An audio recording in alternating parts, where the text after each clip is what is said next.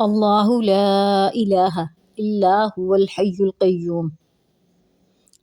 اللہ اللہ ہے، لا نہیں، الہ کوئی معبود، الا مگر، ہوا وہی، حی جو زندہ ہے، قیوم اوروں کا قائم کرنے والا ہے۔ اللہ ہے جس کے سوا کسی کی پوجا نہیں، آپ زندہ اوروں کا قائم رکھنے والا۔ اب ہم اس آیت مبارکہ کی تفسیر پڑھیں گے۔ اللہ لا الہ الا ہوا، اللہ وہ ہے جس کے سوا کوئی معبود نہیں۔ مفسرین نے فرمایا کہ یہ آیت نجران نامی علاقے کے وفد کے متعلق نازل ہوئی جو 60 افراد پر مشتمل تھا۔ اس میں 14 سردار تھے اور 3 قوم کے بڑے مقتداء و پیشوا آدمی تھے۔ ان 3 میں سے ایک ابو حارثہ بن علقمہ تھا جو عیسائیوں کے تمام علماء اور پادریوں کا پیشوائے اعظم تھا۔ عیسائی حکمران بھی اس کی عزت کرتے تھے۔ یہ تمام لوگ عمدہ اور قیمتی لباس پہن کر بڑی شان و شوکت سے سرکار دو عالم صلی اللہ تعالی علیہ وآلہ وسلم سے مناظرہ کرنے کے ارادے سے آئے۔ جب یہ مسجد نبوی شریف میں داخل ہوئے تو حضور اقدس صلی اللہ تعالی علیہ وآلہ وسلم اس وقت نماز عصر ادا فرما رہے تھے۔ ان لوگوں کی نماز کا وقت بھی آ گیا اور انہوں نے بھی مسجد نبوی شریف میں مشرق یعنی بیت المقدس کی طرف منہ کر کے اپنی نماز شروع کر دی۔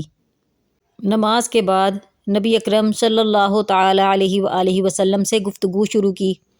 سرکار دو عالم صلی اللہ تعالی علیہ وآلہ وسلم نے فرمایا، تم اسلام لے آؤ۔ انہوں نے جواب دیا، ہم آپ سے پہلے اسلام لا چکے ہیں۔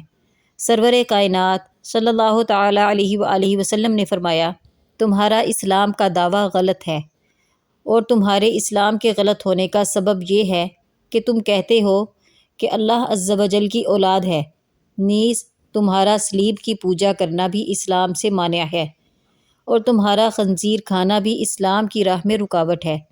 اس کے جواب میں انہوں نے کہا کہ حضرت عیسیٰ علیہ السلام خدا کے بیٹے نہ ہوں تو بتائیے ان کا باپ کون ہے؟ پھر وہ سب بولنے لگے۔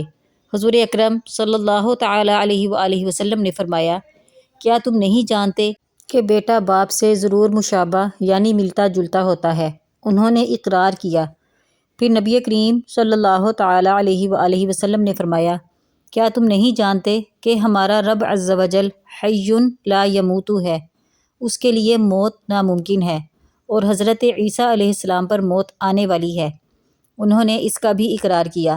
پھر تاجدار رسالت صلی اللہ تعالی علیہ وآلہ وسلم نے فرمایا، کیا تم نہیں جانتے کہ ہمارا رب عز و جل بندوں کا کار ساز، ان کا حقیقی حفاظت کرنے والا اور روزی دینے والا ہے؟ انہوں نے کہا، جی ہاں۔ اس پر نبی کریم صلی اللہ تعالی علیہ وآلہ وسلم نے فرمایا، کیا حضرت عیسیٰ علیہ السلام بھی ایسے ہی ہیں؟ انہوں نے جواب دیا، نہیں۔ اس پر نبی اکرم صلی اللہ تعالی علیہ وآلہ وسلم نے فرمایا، کیا تم نہیں جانتے کہ اللہ تعالیٰ پر آسمان و زمین کی کوئی چیز پوشیدہ نہیں؟ انہوں نے اقرار کیا۔ حضور اقدس صلی اللہ تعالی علیہ وآلہ وسلم نے فرمایا، کیا حضرت عیسیٰ علیہ السلام اللہ عز و جل کے بتائے بغیر اس میں سے کچھ جانتے ہیں؟ انہوں نے کہا، نہیں۔ رسول اکرم صلی اللہ تعالی علیہ وآلہ وسلم نے فرمایا، کیا تم نہیں جانتے کہ حضرت عیسیٰ علیہ السلام حمل میں رہے اور پیدا ہونے والوں کی طرح پیدا ہوئے، اور بچوں کی طرح انہیں غذا دی گئی، اور وہ کھاتے پیتے تھے، اور ان میں بھی بشری تقاضے تھے؟ عیسائیوں نے اس کا اقرار کیا۔ اس گفتگو پر حضور اکرم صلی اللہ تعالی علیہ وآلہ وسلم نے ارشاد فرمایا، ان تمام چیزوں کے باوجود پھر حضرت عیسیٰ علیہ السلام کیسے خدا ہو سکتے ہیں جیسا کہ تمہارا گمان ہے؟ اس پر وہ سب خاموش رہ گئے اور ان سے کوئی جواب نہ بن سکا۔ اس پر سورہ آل عمران کی شروع سے لے کر تقریباً 80 آیتیں نازل ہوئیں۔ اس واقعہ سے معلوم ہوا کہ صحیح عقائد کو ثابت کرنے اور ان کے دفاع کے لیے مناظرہ کرنا سنت ہے۔ حی اور قیوم کا معنی۔ اس آیت میں اللہ تعالیٰ کی 2 صفات حی اور قیوم کا بیان ہے۔ اللہ تعالیٰ کی صفات میں حی دائم و باقی کے معنی ہیں، یعنی اس کا معنی ہے کہ ایسا ہمیشہ رہنے والا جس کی موت ممکن نہ ہو، جبکہ قیوم وہ ہے جو قائم باللذات یعنی بغیر کسی دوسرے کی محتاجی اور تصرف کے خود قائم ہو اور مخلوق کی دنیا اور آخرت کی زندگی کی حاجتوں کی تدبیر فرمائے۔ وما علینا الا البلاغ المبین۔